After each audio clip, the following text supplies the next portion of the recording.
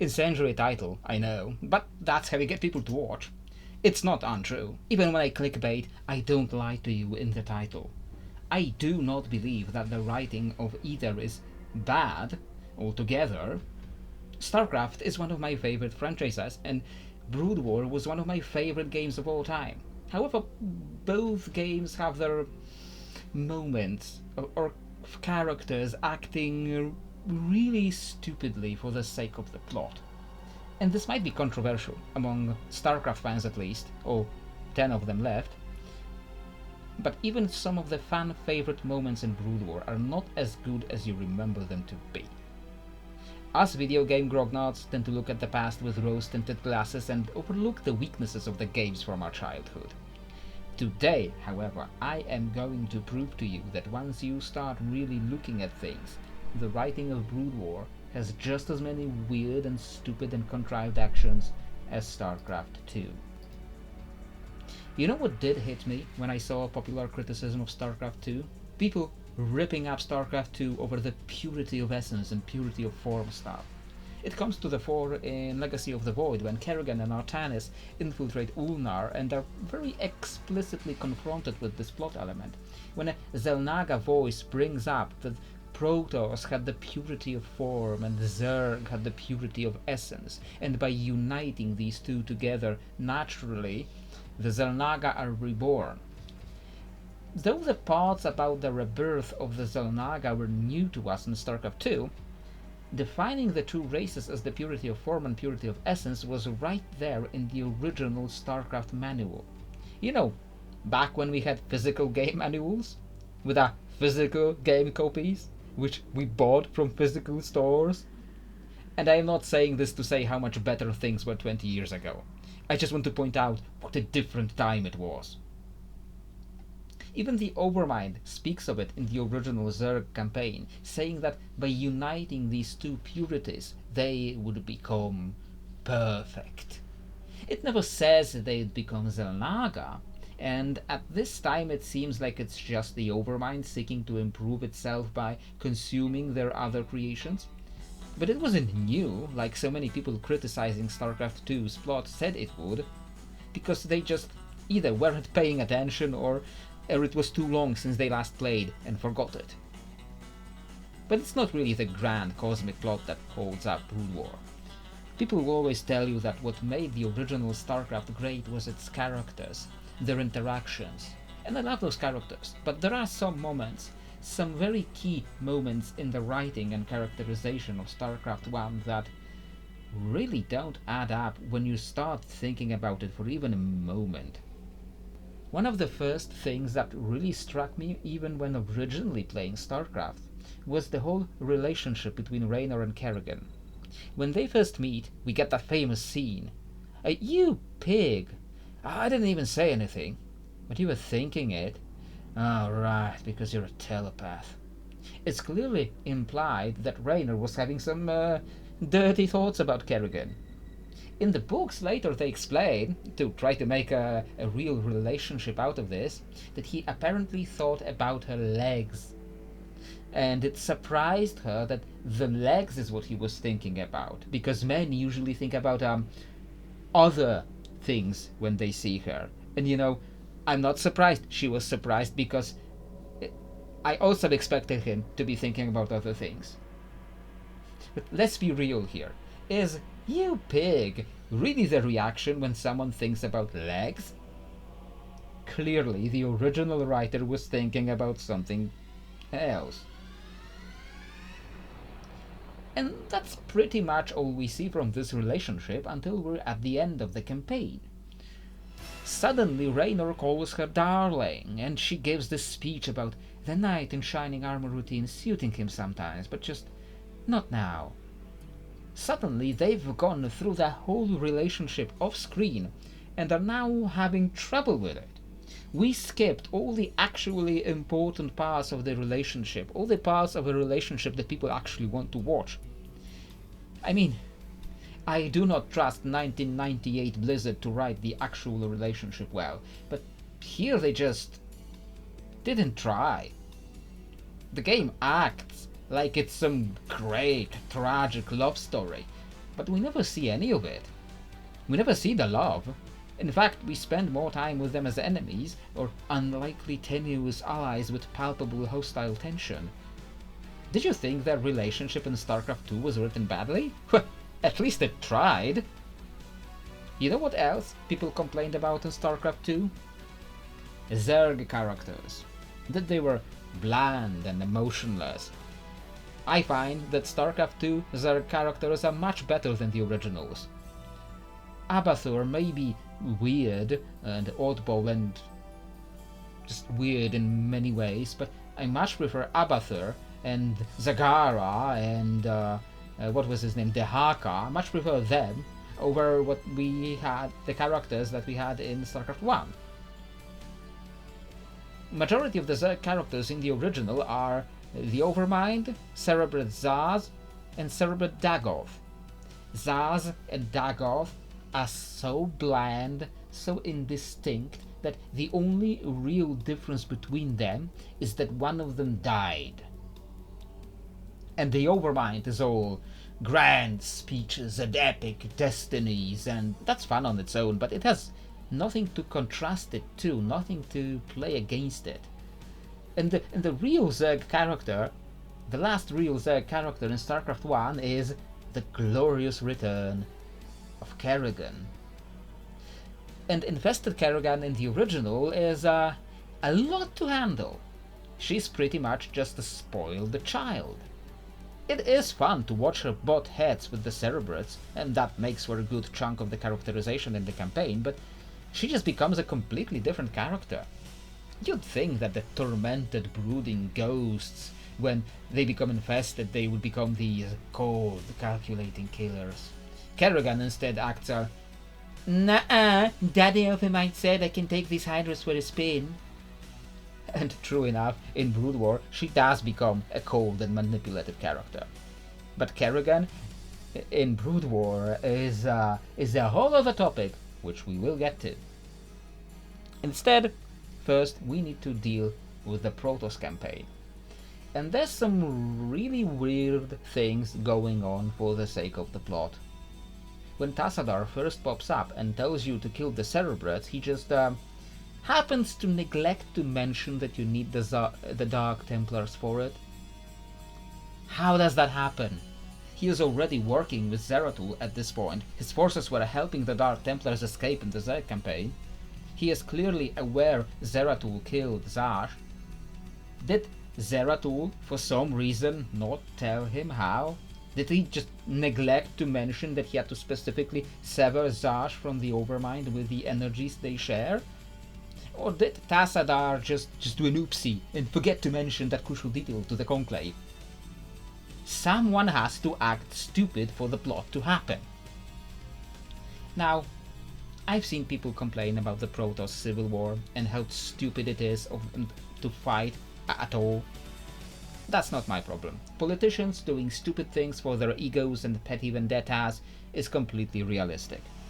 I fully believe Aldaris would go off chasing Tassadar to bring him to justice in the middle of an alien invasion of their homeworld.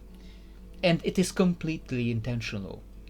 "Aya burns at the touch of the Zerg, and you come all this way to arrest me?"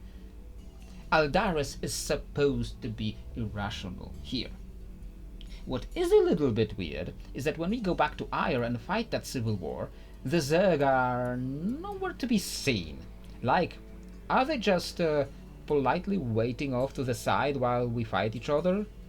In my TTRPG we had it mentioned that while we were recovering Tassadar, the Zerg were pounding the heart of the Conclave from the other side, and as we were leaving, the Conclave was about to get slaughtered.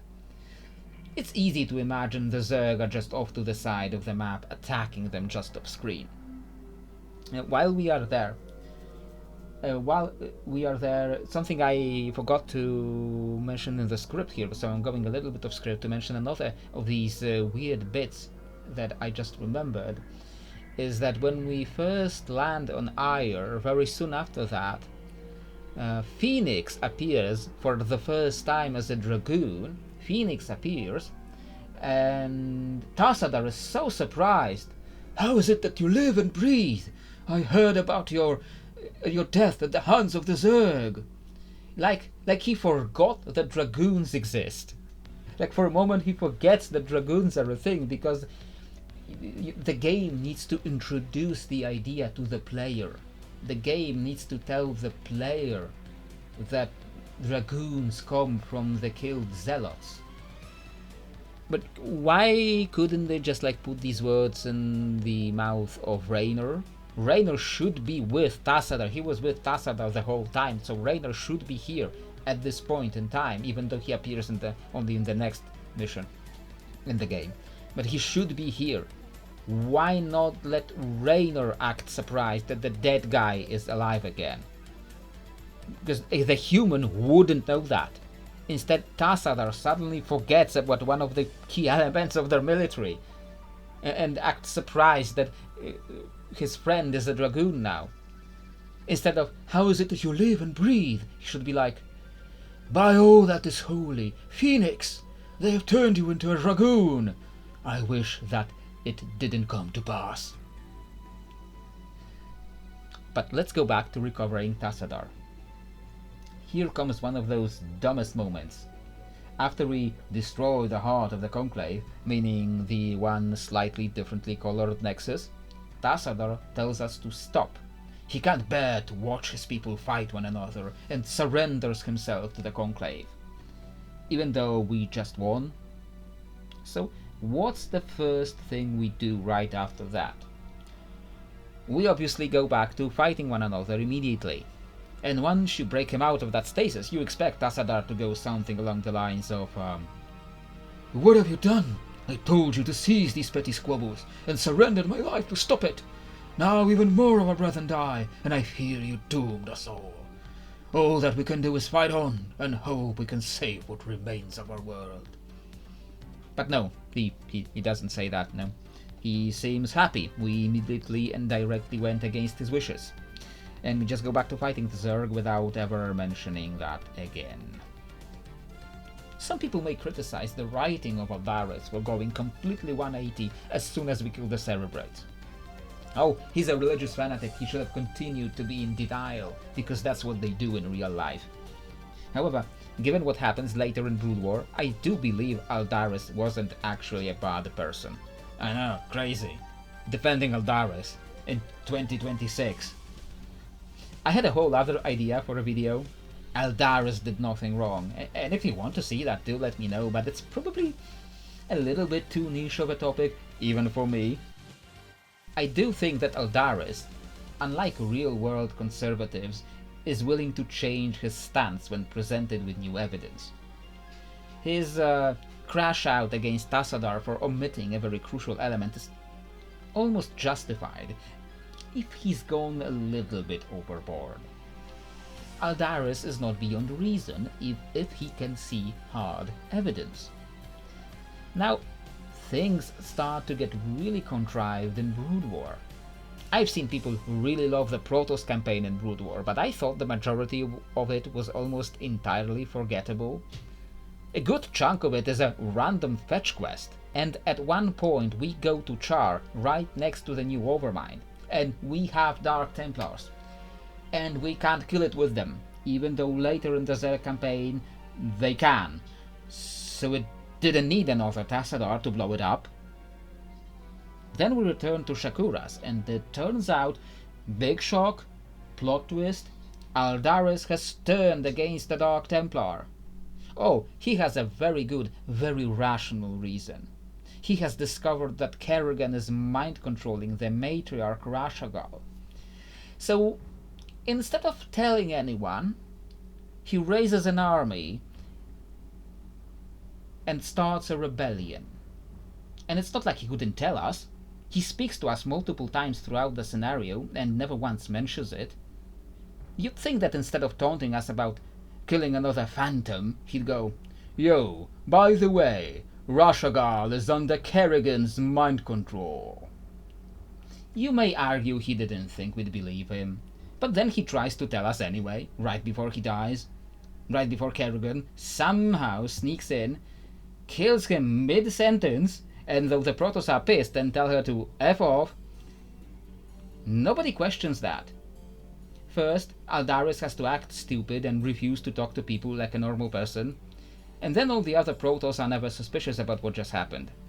It doesn't get more contrived than that.